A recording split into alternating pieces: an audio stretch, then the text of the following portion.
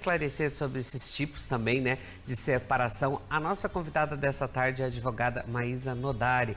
Ela está aqui, vai tirar nossas dúvidas e de vocês aí de casa também. Bora lá, 4599254747. Boa tarde, Maísa. Boa tarde, Mauro. Obrigada, é um prazer sempre. Para esclarecer dessas mudanças aí, eu queria que você começasse explicando para a gente, porque houve mudanças aí, então, na lei do divórcio? Houve. Ao longo de muitos anos, né, o divórcio foi tomando novas nuances no Brasil.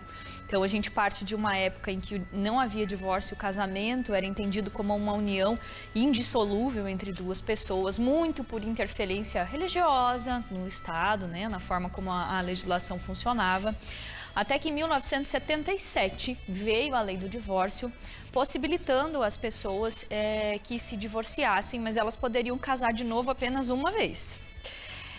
Em 1988, já com a Constituição da República, houve mais uma alteração significativa em que já se permitiu que as pessoas casassem e descasassem quantas vezes elas quisessem, né? E aí, lá em 2003, veio o Código Civil, com algumas outras mudanças, mas o que é muito importante a gente entender, Mauro, é que até o ano de 2009, a Justiça ainda discutia quem era o culpado pelo divórcio. Então, em 2009, foi feita uma emenda à Constituição da República e, a partir desse ano, a culpa pelo divórcio não é mais discutida nos processos judiciais. Então, quando a gente entra com uma ação de divórcio, seja consensual ou litigioso, a gente vai falar sobre isso daqui a pouco, a gente não pode, não é nem que não precisa, a gente não pode mais discutir de quem é a culpa, porque não cabe ao Estado dizer se o culpado do divórcio foi o homem, ou foi a mulher, ou quem do casal, né? Então, essa é a principal mudança que nós temos na legislação. Mas assim, e tem um tempo necessário de casamento para que ocorra o divórcio ou não? Antigamente tinha. Essa também é uma mudança muito significativa, porque era necessário, Mauro, que se esperasse 2 anos para daí você fazer o que a gente chama de separação judicial e depois mais 1 ano para o divórcio. Então a pessoa permanecia com aquele vínculo, não podia casar de novo, constituir uma nova família por pelo menos 3 anos. Hoje em dia não existe mais esse prazo. Casou, no dia seguinte quer divorciar, ou 5 minutos depois, eu brinco em sala de aula, é permitido. Então hoje em dia não existe mais prazo, é tudo muito mais facilitado. E assim, qualquer uma das partes, elas podem tomar essa decisão, essa iniciativa, de repente, do divórcio? Pode. E a gente costuma dizer, até mesmo em aula, Mauro, lá na PUC, que o divórcio é um exercício de um direito potestativo. O que é isso? Se eu quero me divorciar, não existe nada que a outra parte possa fazer juridicamente para que eu permaneça no casamento. Então, às vezes, a gente vê, né, claro, com licença poética, né, em filmes, em novelas, que uma das partes fala, eu quero o divórcio, daí a outra fala, mas eu não te dou. Isso legalmente não existe, né? Se uma das partes, qualquer uma, né, hoje em dia tanto o homem quanto a mulher, ou em casamentos homoafetivos, tanto faz, qualquer das partes pode tomar iniciativa e a outra se sujeita a essa decisão. Se não conseguirem entrar num acordo, vai ter que pedir judicialmente e não tem o que se fazer para que esse vínculo seja mantido. E assim, e como que é realizado o divórcio e a dissolução da união estável? Como que ela acontece? O divórcio, Maura, a principal diferença entre o divórcio e a dissolução de união estável é que o divórcio é a dissolução de um casamento. Casamento regularmente constituído no cartório, que é o que as pessoas falam de papel passado, né?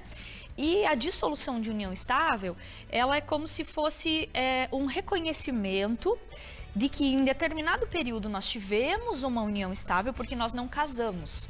Então, vamos imaginar que, hipoteticamente, eu e você, a gente junta as nossas escovas de dentes, né, que é o que popularmente as pessoas falam, ficamos lá 5 anos nessa união e depois a gente desfaz essa união. Então, a gente precisa entrar com um pedido de reconhecimento dessa união estável, porque isso, Mauro, tem impactos na nossa divisão de patrimônio, tem impactos, inclusive, sucessórios. Se uma das pessoas falece, a outra pode ou não ser herdeira. Então, é muito importante que se faça isso. O que acontece é que muitas vezes, quando as pessoas não se casam, elas também não fazem contrato de união estável. E isso dificulta o quê? Dificulta a gente saber quanto tempo durou essa união, quando que começou essa união. Então é muito importante que as pessoas, quando pensem em juntar escova de dente, elas façam um contrato entre elas, de união estável mesmo. Procure um profissional, né, um advogado ou advogada de sua confiança e façam um contrato de união estável. E agora já no caso, o que seria o divórcio extrajudicial? É quando uma parte quer e outra não? É mais ou menos isso? Pelo contrário, Mauro. Os dois querem.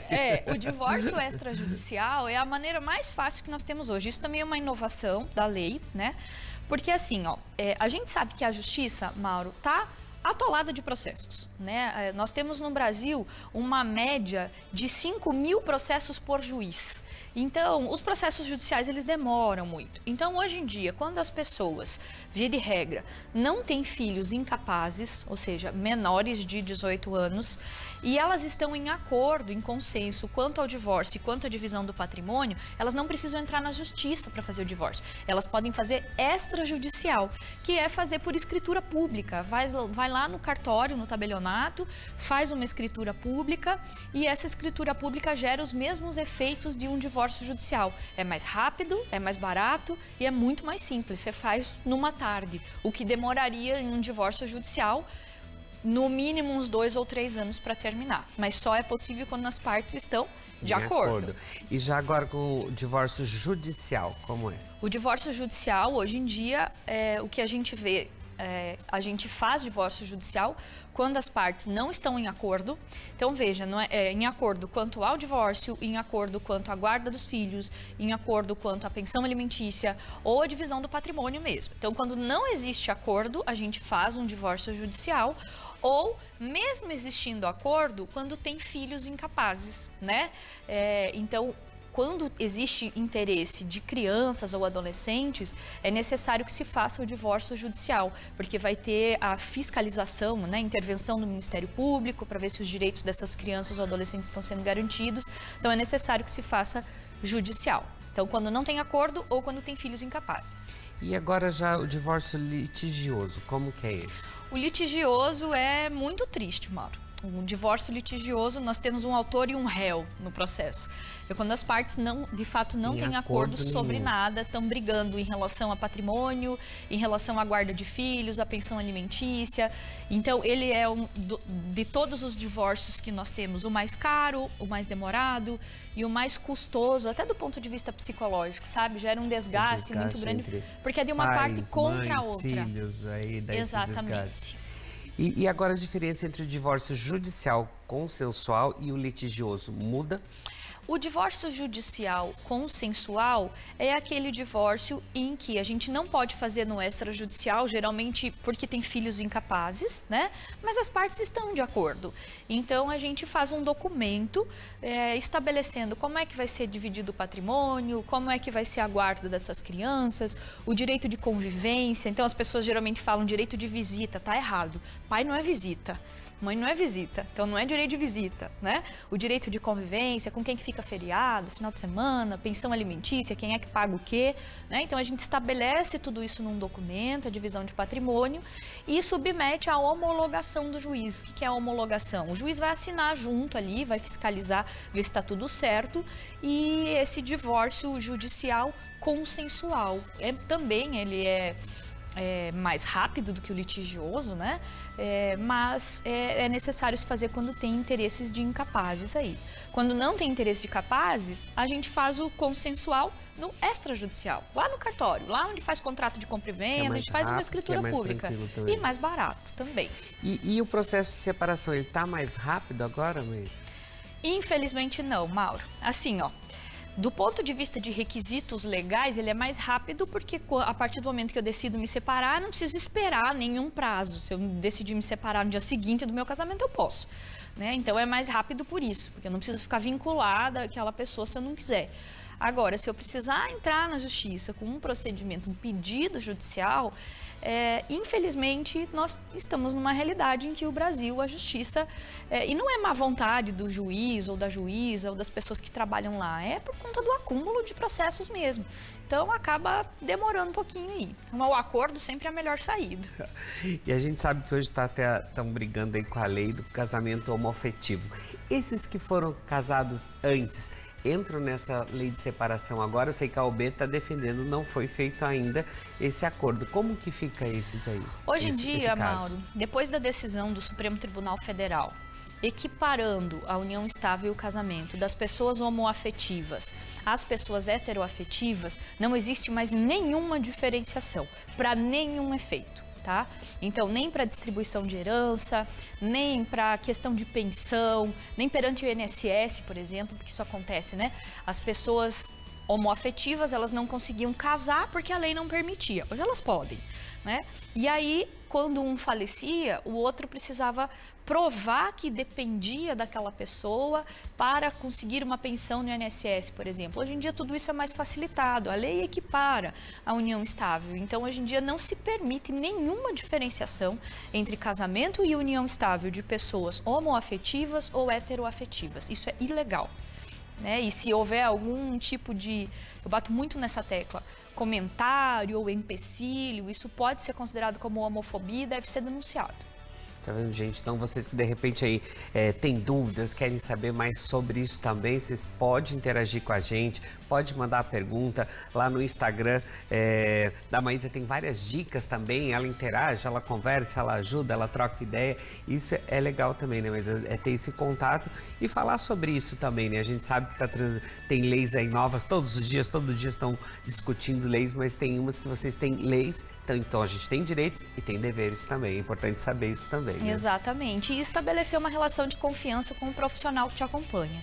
Né? O advogado ou a advogada tem que ter uma sensibilidade muito grande, porque quando a gente fala de divórcio, a gente está falando de dores dessas pessoas, né? Então, esse cuidado ético de informação, transparência e atenção é muito importante. E uma coisa que é muito importante também é as pessoas, antes de fazerem um casamento, saberem dessas leis, desses tipos de casamentos também, para você fazer uma coisa organizadinha. Por isso que a gente fala da importância do advogado estar junto, você entender sobre as leis ali também, né? Exatamente, até assim, tanto que para fazer um contrato de união estável, hoje em dia a gente pode fazer um contrato de namoro, né? Acho que nós já conversamos sobre ele épocas atrás, né? A gente mora junto, mas a gente não quer que isso configure uma união estável. Então é possível fazer um contrato de namoro, por mais esquisito que seja, isso do ponto de vista de proteção de patrimônio é muito importante. Quando as pessoas vão casar, é importante que elas conheçam a consequência do regime de bens que elas vão escolher. Nós vamos casar na comunhão parcial, comunhão universal, separação de bens. É um assunto chato, Mauro, porque quando você quer casar, você tá noivo, essa alegria, daí você vai puxar esse assunto de patrimônio, a pessoa já fala, ai, mas você acha que eu tô com você por interesse? E não é nada disso, é prevenir conflitos. É uma prevenção. Exatamente. Para não se incomodar lá na frente. Exatamente. Né? Faça uma consulta com um advogado ou com uma advogada, que essas orientações são passadas por esse profissional e aí você não precisa ficar preocupado. É isso aí. Gratidão. Obrigado. Imagina, sempre um prazer. Bom retorno aí para Toledo e venha mais vezes. E se mandarem lá perguntas, sugestões de pauta, volta. Obrigado. Com certeza. Bom, agora eu tenho um recadinho para você, gente, porque olha só, a FAG está com